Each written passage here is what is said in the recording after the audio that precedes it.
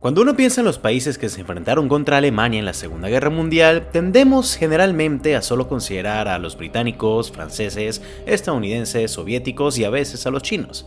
Pero hay una nación que suele ser totalmente ignorada en esta conversación.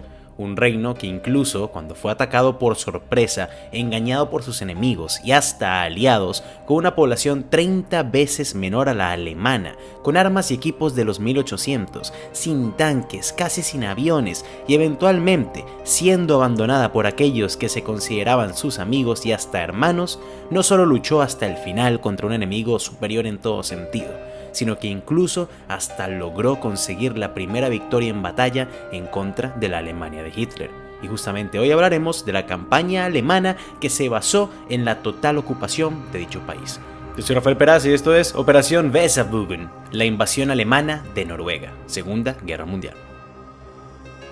Este video, así como hicimos con nuestros trabajos sobre otras campañas alemanas de invasión durante la Segunda Guerra Mundial, como la Operación León Marino y la Operación Barbarroja, links en la descripción o dándole clic a la I latina que aparece en la esquina superior derecha de tu pantalla, tiene como intención informar de una de las campañas más importantes y a la vez olvidadas de la Segunda Guerra Mundial. No podemos tocar todos los detalles y tal vez cometamos uno que otro error, ya que no todas las fuentes de los hechos coinciden en todo, y por eso nos disculpamos de antemano. El año 1939.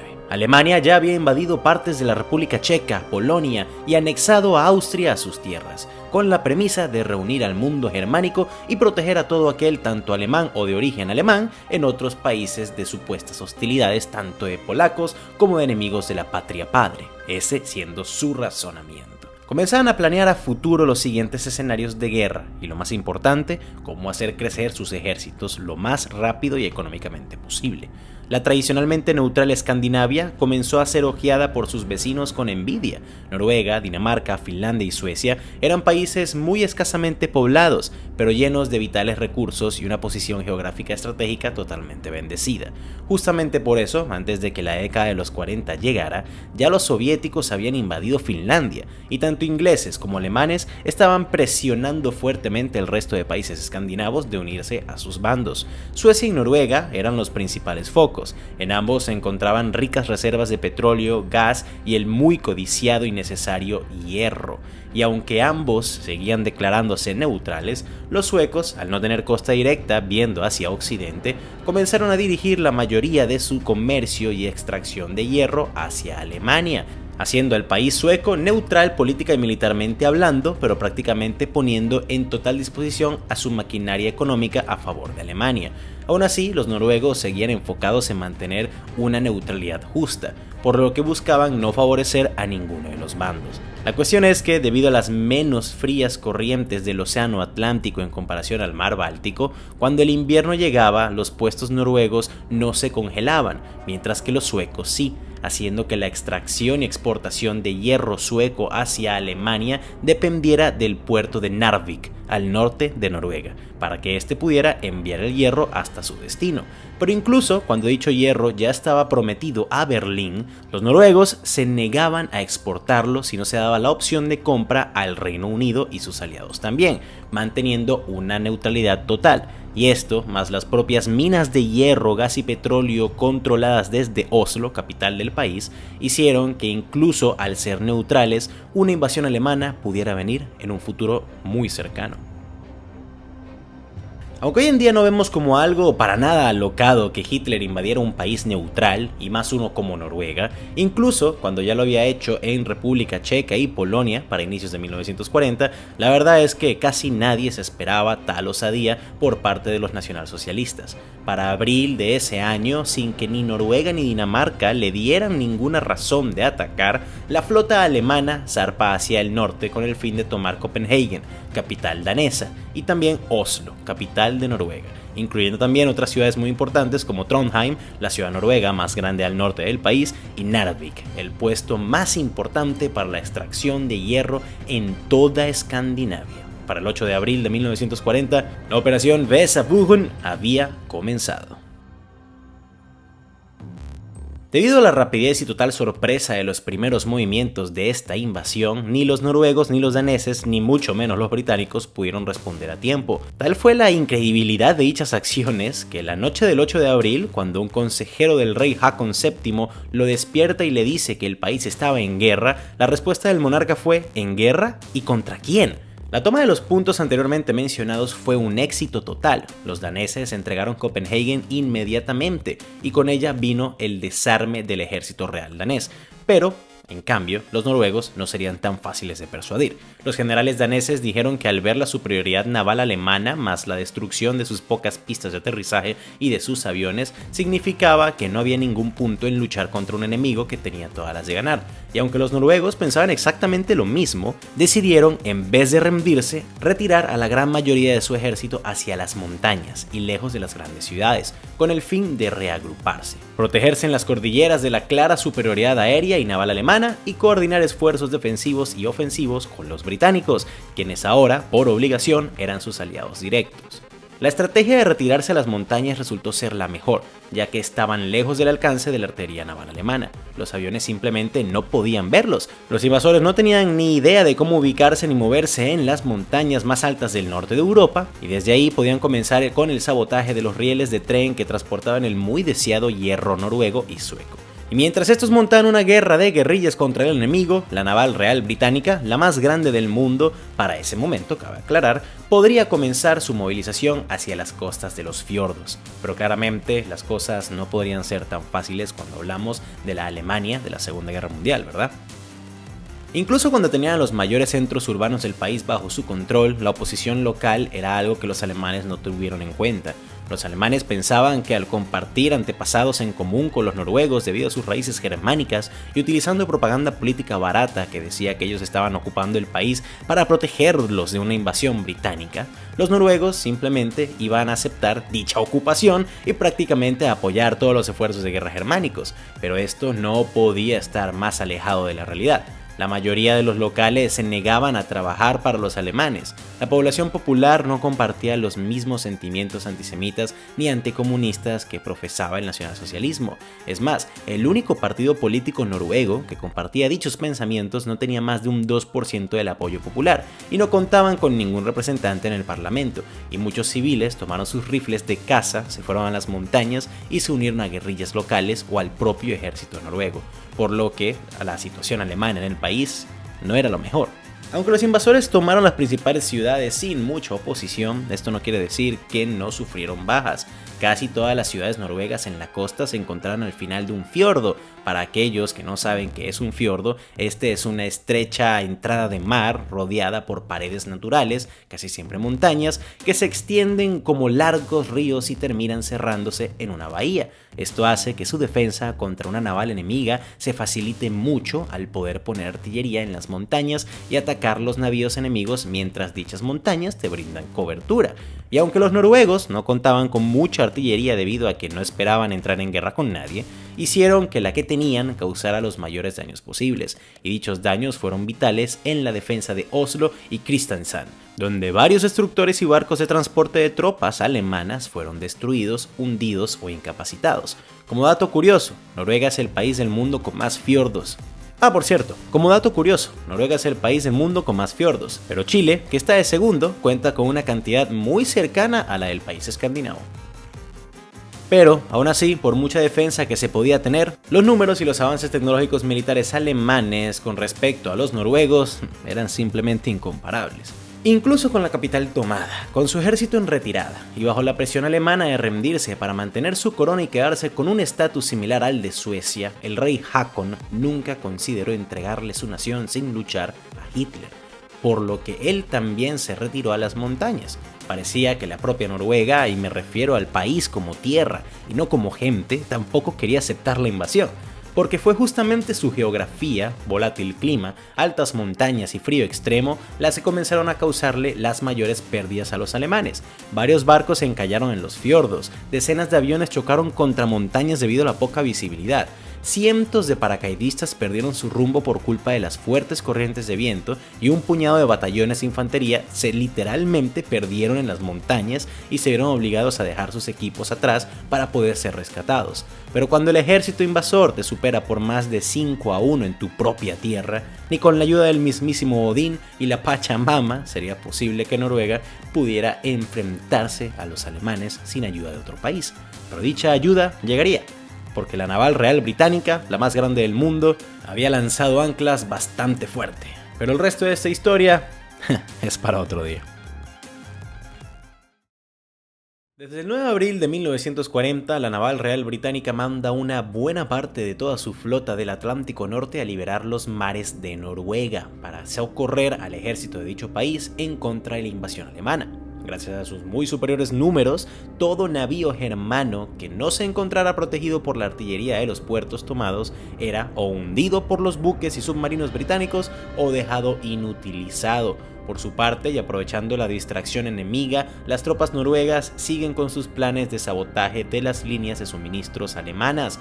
Además de esto, liberan ciertos puertos claves para que tropas inglesas, francesas y polacas desembarquen en suelo escandinavo para socorrer a sus aliados, aunque toca decir que también perdiendo muchos navíos en dicho proceso. Los alemanes, aunque aún superiores en números y todavía frescos de grandes victorias en el resto de Europa, parecían estar al borde de perder sus primeras batallas, y no sería en Francia, ni en la Unión Soviética o en Inglaterra, sino en las remotas montañas, gélidos fiordos y alejados puertos de un país que se negaba a rendirse. Yo soy Rafael Peraza y esto es Operación Weserüben, la invasión alemana de Noruega, segunda parte. A pesar de que el apoyo naval británico se hizo sentir desde los primeros días de la invasión alemana, el desembarco de tropas extranjeras en suelo noruego sería uno que tardaría un poco más en llegar.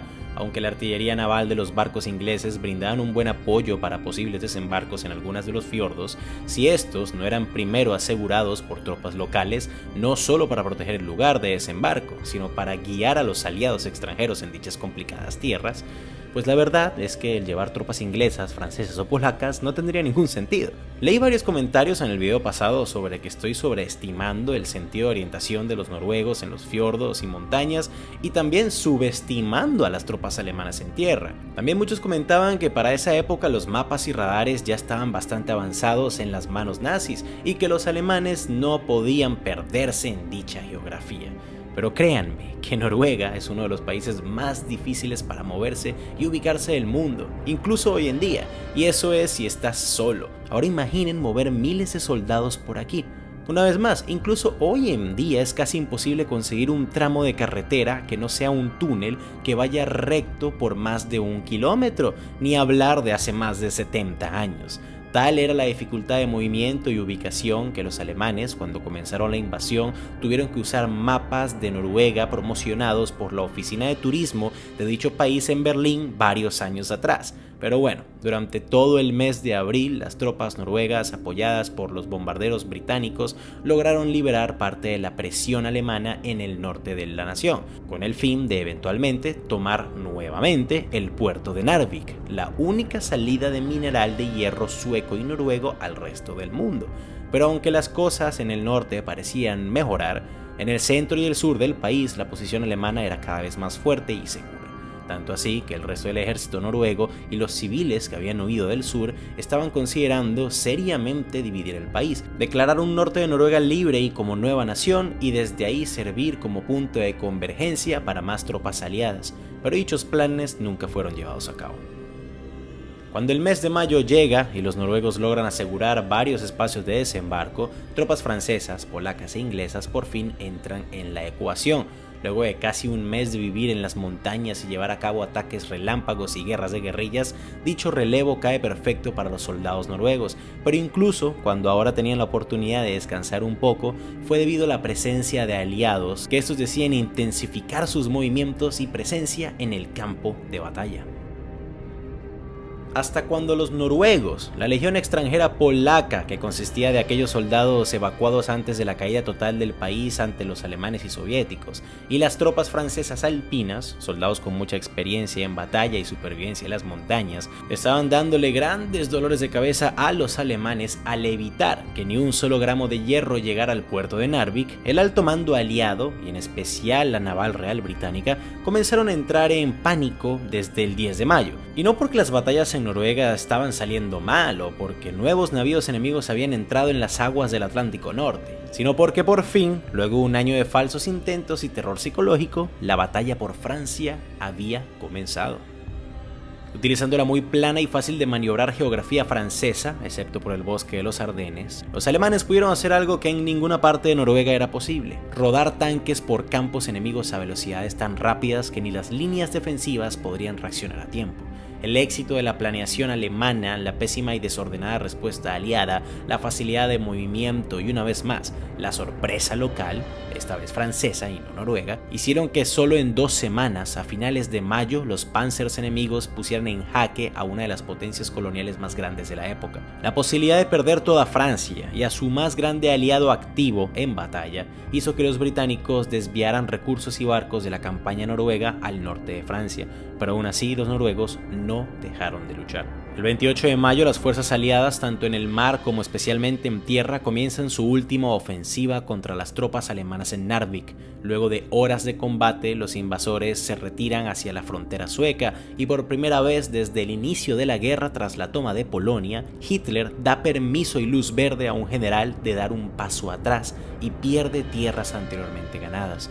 Muchos historiadores llaman a la retoma de Narvik como la primera derrota importante de Hitler en toda la guerra, y si el compromiso aliado hubiese sido mayor, este momento hubiera sido el perfecto para mover más tropas hacia Bodo, un pueblo al sur de Narvik, reforzar dicha posición y comenzar la retoma de todo el centro y sur de Noruega. Pero justamente mientras en el norte hacían correr a los alemanes, en Francia más de 400.000 soldados estaban atrapados en las playas de Dunkerque y rodeados por un muy superior enemigo. El caos se desata en el Reino Unido, y aunque al final la evacuación de Dunkerque fue una cosa milagrosa con respecto a la cantidad de soldados que se salvaron y fueron devueltos a casa, la moral aliada estaba por los suelos. Para el 4 de junio, Alemania prácticamente había derrotado a Francia en cuestión de semanas. Los ingleses perdieron miles de camiones, tanques, barcos pequeños y grandes cantidades de armas en las costas de Dunkerque, y aunque la victoria en Narvik fue importante, más del 80% de Noruega seguía bajo el control alemán. El recién elegido primer ministro británico Winston Churchill a duras penas había logrado convencer al Parlamento británico de seguir luchando y de no rendirse tras la pérdida parcial de Francia, pero parte de las condiciones que se le impusieron para no capitular era llamar de vuelta a casa a todas las tropas, tanto británicas como aliadas, lo antes posible para recuperarse y, lo más importante, defender las islas. En el momento que las tropas aliadas logran tomar Narvik el 28 de mayo, en contra de la voluntad noruega, la naval británica procedió a destruir el puerto, para que incluso si los alemanes la retomaran, pasaran meses antes de que pudieran volver a exportar hierro. Este era un pensamiento bastante pesimista, pero realmente comprensible, por lo que incluso al no estar de acuerdo, el comandante general noruego Otto Rush acepta el plan. Lo que Rush ni ningún otro general aliado no inglés no sabía es que desde el momento en que el puerto fue destruido, la naval británica tenía órdenes confidenciales no de mantenerse y ayudar a los locales, sino de retirarse y volver a casa. Solo unos cuantos destructores y barcos de transporte se quedaron, ya que la evacuación de todo soldado aliado, polaco, inglés, francés y de aquellos noruegos que desearan irse debía comenzar lo antes posible. Los locales no podían creer lo que estaba pasando. Habían logrado lo que para ese momento parecía imposible: hacer retirar a los alemanes, y lo habían hecho trabajando juntos. ¿Y ahora los ingleses les darían la espalda? Para el 2 de junio el ejército noruego se había quedado solo, pero aún así siguieron luchando. Pero para ese punto, sin aviones ni barcos, pues no había esperanza de ganar. El 4 de junio nuevos navíos y tropas alemanas habían llegado al norte desde Suecia. Aquellos hermanos que se retiraron a Suecia comenzaron a avanzar de nuevo hacia Narvik. El alto mando noruego hace lo posible para trazar un nuevo plan defensivo, pero saben que ninguno funcionaría. En solo días se cargan las reservas de oro noruegas en barcos con destino a Escocia y Canadá, con el fin de que los alemanes no las robaran. Tropas noruegas deciden disfrazarse de civiles y esconder sus armas con el fin de más adelante organizar células rebeldes que saboteen los esfuerzos enemigos desde las sombras. Miles de ciudadanos huyen a las montañas y entonces, para la mañana del 7 de junio, casi en contra de su voluntad, el rey Haakon es evacuado a Inglaterra para evitar que la línea real fuera eliminada. Un día después, los alemanes retoman Narvik y 2 días después, un infame 10 de junio, un aún enfurecido con los ingleses comandante general Rush se rinde. Y con esto, la operación Viseruven llega a su fin. La campaña noruega de la Segunda Guerra Mundial por parte de los alemanes suele ser olvidada por el hecho de ocurrir en simultáneo con uno de los acontecimientos más impactantes e importantes de toda la guerra, la caída de Francia. Pero hasta cierto punto, a diferencia de Francia, Noruega no fue un paseo por el parque para los germanos. A pesar de perder casi la misma cantidad de barcos de guerra que los ingleses, la naval alemana no era ni una tercera parte en números de lo que lo era la británica. Perder todos esos navíos hizo que los alemanes fueran incapaces de controlar el Canal de la Mancha un año después, evitando en parte el inicio de la Operación León Marino, la toma alemana del Reino Unido. Además de esto, las pérdidas germanas en las montañas contra un ejército mucho más pequeño, menos preparado y con armas décadas más viejas que las de ellos, también demostró por primera vez que si se lucha inteligentemente y con convicción, los hombres de Hitler no eran invencibles. Ya los soviéticos habían aprendido de esto en Finlandia, pero parecía que los alemanes subestimaban al frío. Y otra cosa que nos enseñaron los noruegos es que incluso en la derrota se podían dejar semillas sembradas para seguir la lucha más adelante. Y aunque tanto yo como muchísimos historiadores entienden la estrategia de la retirada inglesa de Noruega con el fin de protegerse a sí mismos y reagruparse para eventualmente contraatacar, lo que sí me parece muy bajo es dejar a oscuras a los noruegos en cuanto a los planes de evacuación se refería. La Real Naval Británica simplemente se dio la vuelta y dijo adiós. Pero bueno, ya eso es algo mío personal en cuestión de moral. Al final, incluso cuando estaba derrotada y ocupada, la pacífica nación noruega de no más de 3 millones de habitantes en ese momento le dio una muy buena pelea a un titán europeo. Cuando la mejor preparada militarmente Dinamarca no duró sino 3 horas en combate antes de rendirse, dato real por cierto, Noruega luchó por más de 2 meses, tuvo victorias importantes y no se rindió hasta que ya no quedaba de otra. Cuando la mucho más grande y poblada Suecia disfrazó su alianza comercial con Alemania como neutralidad militar entre comillas, Noruega se mantuvo en el medio y luchó por su independencia y por no ser ocupada. E incluso luego de que la ocuparon, comandos de élites secretos noruegos seguían saboteando la maquinaria de guerra enemiga desde dentro. Tanto así que 2 años después, cuando los alemanes estaban desarrollando posibles armas y energía nuclear en sus tierras, serían estos comandos los que destruirían dichas instalaciones. Pero esta es una historia para otro día. Y bueno, mis amigos, así le damos fin a estos 2 videos sobre la invasión y campaña militar alemana de Noruega. Espero les haya gustado y que aprendieran algo más sobre este relativo olvidado, pero muy importante capítulo de la Segunda Guerra Mundial. Y ya saben, si quieren que hagamos un video sobre la historia de la destrucción de la planta nuclear alemana en dicho país y de la posibilidad de que Hitler desarrollara una bomba nuclear antes que los aliados, comenta en la parte de abajo y en mayúsculas la palabra Noruega. Pero por ahora, ¿qué te ha parecido este video? Coméntalo en la parte de abajo. Como ya saben, la situación en YouTube no es la mejor, cada vez estamos siendo menos recomendados como canal y la verdad es que nos está hiriendo bastante tanto en lo económico como nuestro propio crecimiento en la plataforma. Por lo que no hay un momento más importante como este para suscribirse a Patreon, una plataforma donde por el dinero que desees, desde $1 en adelante, nos ayudarás a que sigamos produciendo todo el contenido que querramos, incluso sin tener que estar dependiendo de si YouTube nos monetiza o no.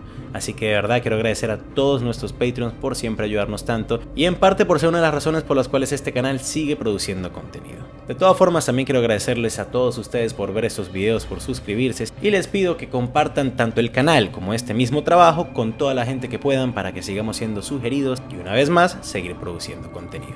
Así que de nuevo, gracias a todos. Sin nada más que agregar, yo fui Rafael Peraza para el baúl de los conocimientos inútiles y que tengan muy buen día.